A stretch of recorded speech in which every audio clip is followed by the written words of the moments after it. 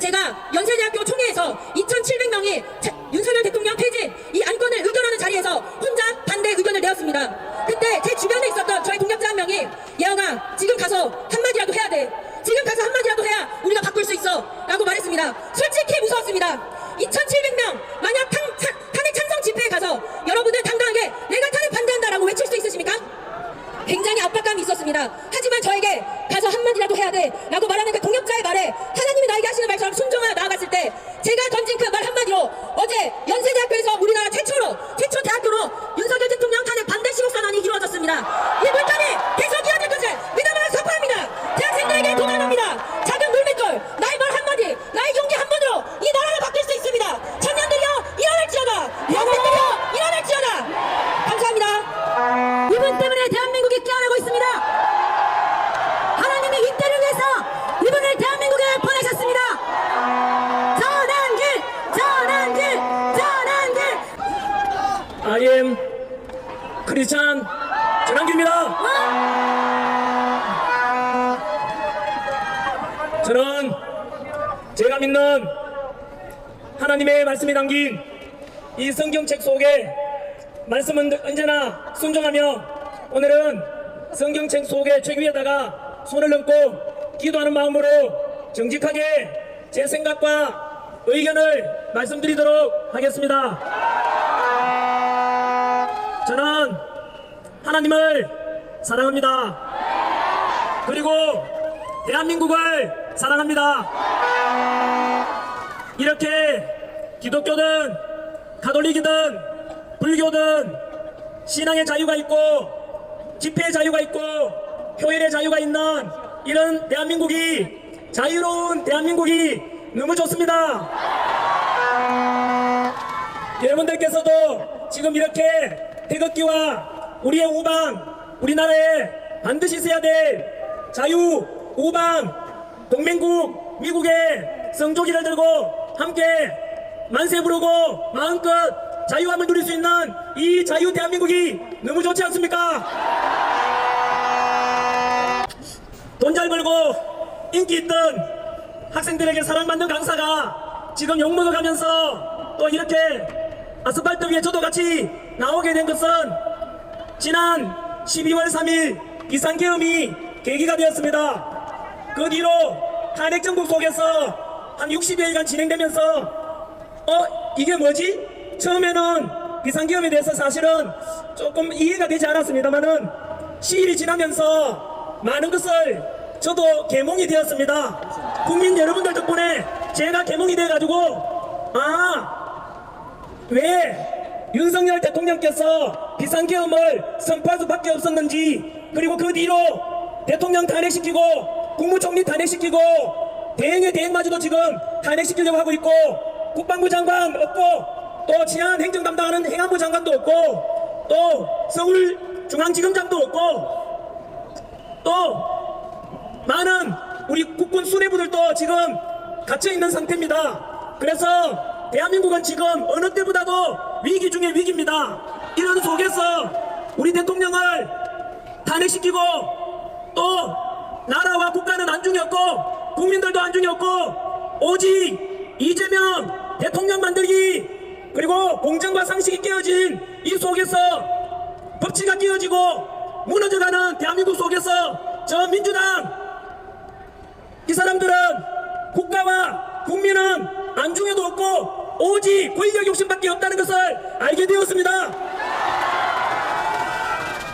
처음 우리 대통령 잡아가려고 내란죄 수사권도 없는 공수처에서 수사 진행되고 또 관할 중앙지법이 아니라 서부지법에다가 체포영장 신청하고 왜 그러지 좀 이해가 되지 않았는데 알고 보니까 공수처장 오동훈, 서부지법 영장판사 이순영 모두가 사법부의 좌파 카르텔, 사법부 내에 군대 하나회 같은 사조직이 같은 통속으로서 공정과 절차와 법치는 무너지고 저들이 우리 대통령을 그냥 잡아가려고 하는 걸 보고 분노했습니다.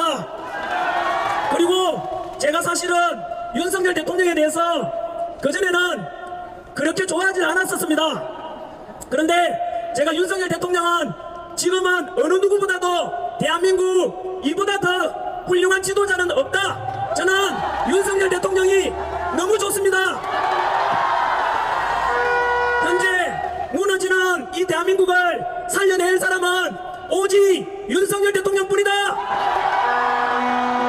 라고 생각하게 된 것이 바로 공수처에서 대통령 체포 과정에서 윤석열 대통령의 진면목을 알게 되었습니다. 그 당시에 아시다시피 전 세계 언론이 다 주목하고 있고 전 국민들이 공수처의 부당한 체포영장 가지고 대통령 잡아가려고 할 때 그때 저는 굉장히 큰 충격을 먹었습니다.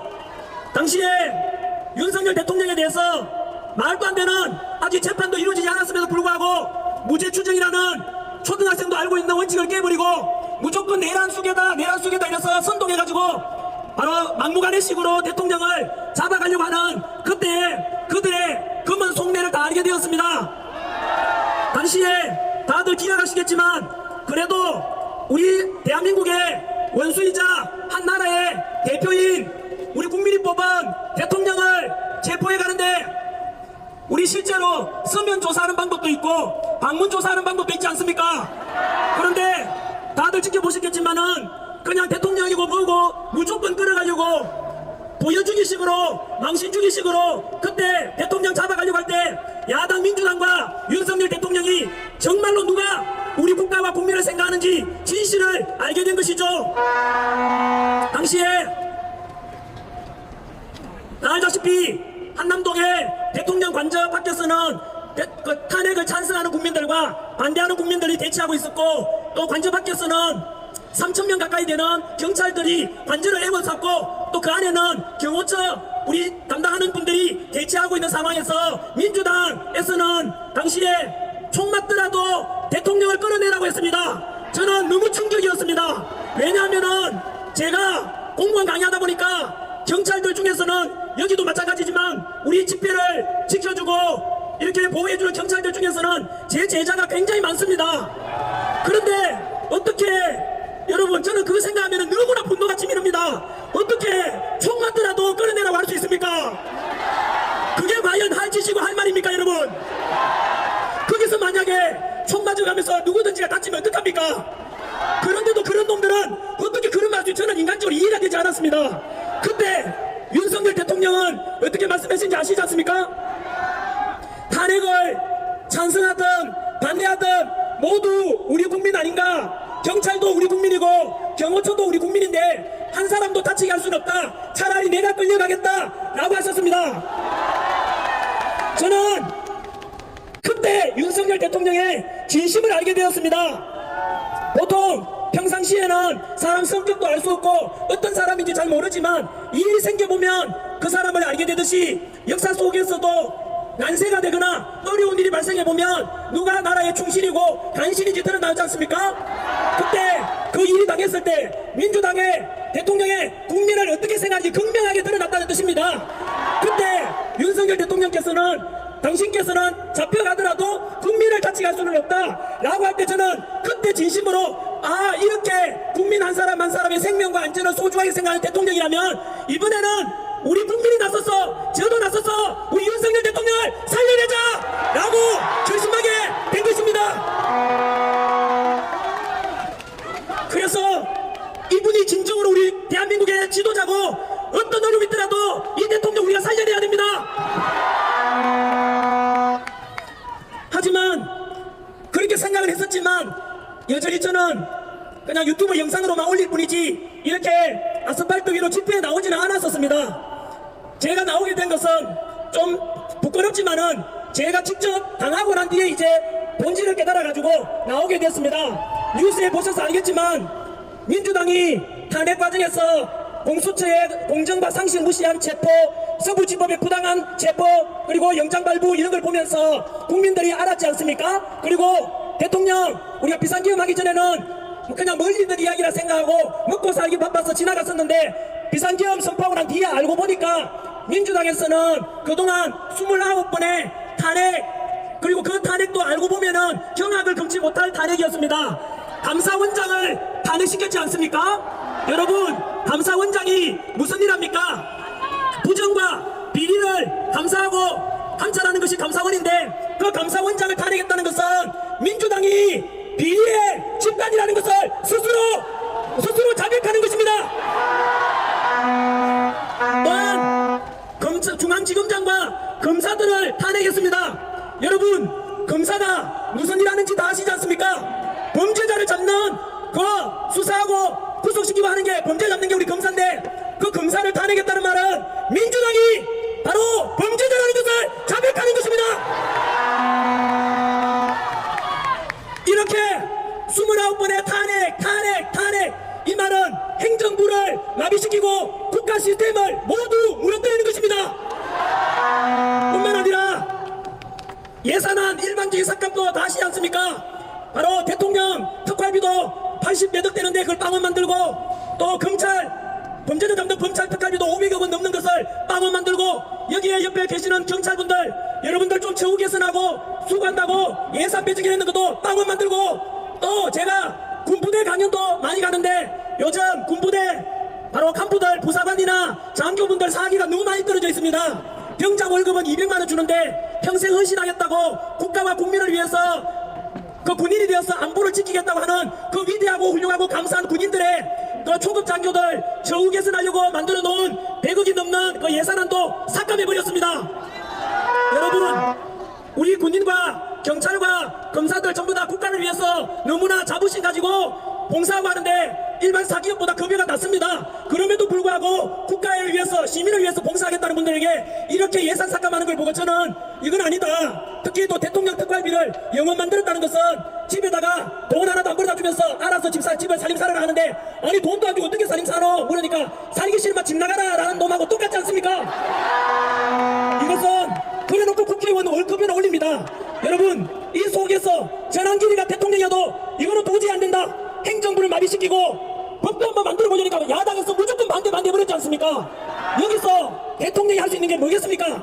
제가 대통령이라도 비상기업이라는 좀 센 방법을 통해서라도 국민에게 알리고 그동안 민주당의 해온 폐악질을 국민에게 알려서 모든 것을 국민에 알리자라는 차원 그것밖에 방법이 없었던 것입니다.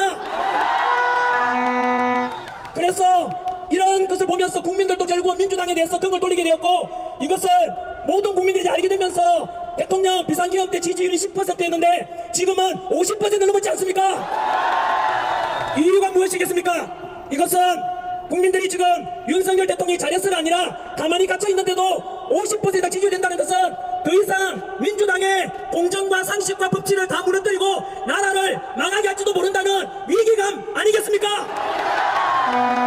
그래서 우리는 답이 명확합니다. 더 이상 민주당을 믿고 있다가는 대한민국이 망합니다. 그래서 우리 대통령 윤석열 대통령을 탄핵 기각시키고 직무 복귀시켜서 모든 국가 시스템이 정상화되도록 돌리고 빠른 시일 내에 우리 동맹국 트럼프 대통령과 정상회담도 하고 그래서 국제관계도 되살아나고 경제도 되살아나고 그렇게 우리가 소망하는 바 아니겠습니까? 맞습니다. 저는 2030 청년들을 위해서 현재 우리나라 사법부도 무너지고 언론도 너무 편파 보도가 심하다 알리기 시작했고 선관위도 1200건이 넘는 인사비리와 수많은 의혹들의 덩어리였습니다. 그것에 대해서 청년들에게 알렸는데 제가 선관위를 비판하니까 민주당이 저를 고발했습니다. 가면 갈수록 집회 참석 인원이 점점 늘어나고 있습니다. 무엇이겠습니까? 이것은 국민들이 시간이 갈수록 비상계엄 이후에 민주당이 행했던 공정과 상식과 그냥 꼼수 이런 것을 국민들이 알아버렸기 때문 아니겠습니까? 그러면서 실제로 효과도 나타나고 있어요. 왜냐하면 우리 부산 집회 끝나고 난 뒤에 바로 대통령 지지율이 50% 넘었거든요. 그리고 대구 집회 3일 전에 보셨지 않습니까? 그때 대구에 동대구역에 모인 집회 참석 인원이 경찰 추산 52,000명이었습니다. 드론으로 항공사진으로 찍은 인원으로 하면 15만 명이었습니다. 경찰 추산만 기준으로 했을 때 그날 우리 탄핵 반대 집회에 5만 명이라면 이재명이 자기 이렇게 지지하는 사람들 좀 참석해라 하면서 경복궁역 앞에 탄핵 찬성 집회가 열렸는데 경찰 추산 5,000명이었습니다. 이 말이 무엇입니까? 탄핵 찬성 쪽에는 5,000명, 반대하는 쪽에는 동대구만 해도 10배가 많은 5만 명, 광화문 앞에 광화문에 35,000명 이러면은 탄핵 찬성보다 반대하는 쪽이 무려 15배, 20배 가까이 많은 겁니다. 이것이 무엇을 가리키겠습니까? 참석 인원 중에도 20대가 제일 많지 않습니까? 2030이. 그러면 시간이 지나면 지날수록 국민들이 알면 할수록 먼저 깨어난 분들 개몽령이 맞지요? 알면 할수록 윤석열 대통령 탄핵 기각시키고 빨리 복귀시켜라. 그리고 민주당은 절대로 국가와 국민은 안주기도 없고 믿을 수 없는 민주당은 대한민국을 망가뜨릴지 모른다는 이런 국민들의 한마음이 되었던 결과 아니겠습니까? 더욱이 제가 이번 주말에 광주를 간다고 했습니다. 그런데 뉴스 보셨지 않습니까? 광주시장 강기정 시장도 전환길 오지 마라. 민주당 부대변인도 전환길 오지 마라. 또 박지원 국회의원도 전환길 오지 마라. 5.18 정신을 훼손한다 이러던데요. 여러분, 대한민국은 민주공화국이고 언론, 출판, 집회, 결사의 자유가 있는 나라입니다. 광주도 대한민국이고 대구도 대한민국이고 천안도 대한민국 아닙니까? 우리는 하나입니다. 저는 갈등을 조장하러 가는 게 아니라 이렇게 해서 바로 전 광주 시민도 전라도 분들도 진실을 점점 더 알아야 되기 때문에 저한테 광주 와달라는 청년들도 되게 많습니다. 그래 가서 광주 민주화운동 했던 분들에 대해서 우리는 감사함을 가지고 있다.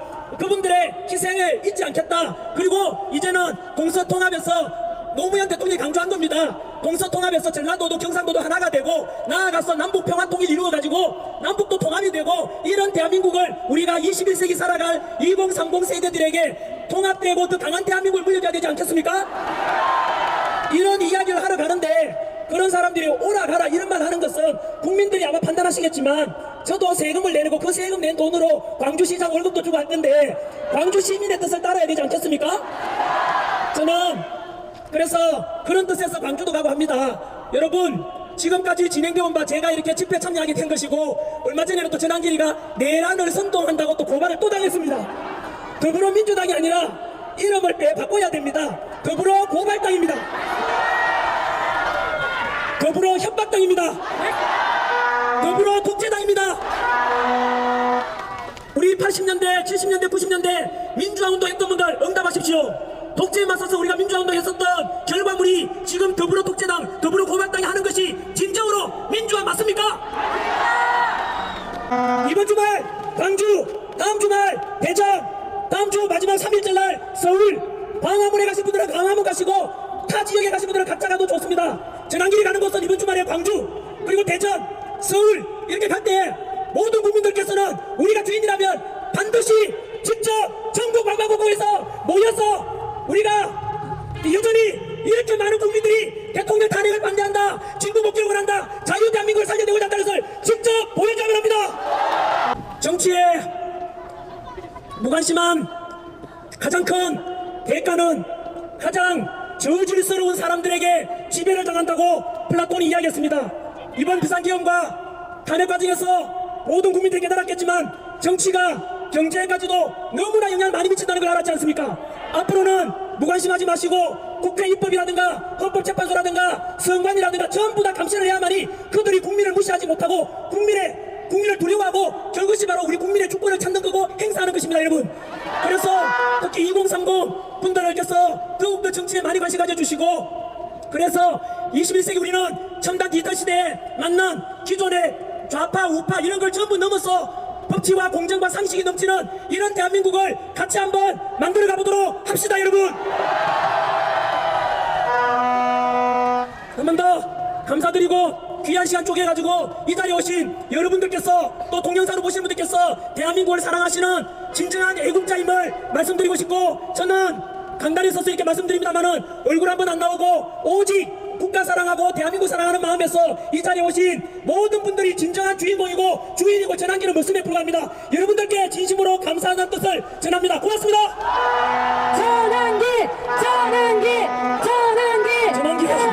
전환기로 말씀하지 마세요. 저는 모습입니다. 여러분이 주인공이니까 외치는 것은 저는 윤석열 대통령을 외쳐주십시오. 윤석열하면 대통령이십시오. 윤석열 대통령! 윤석열 대통령!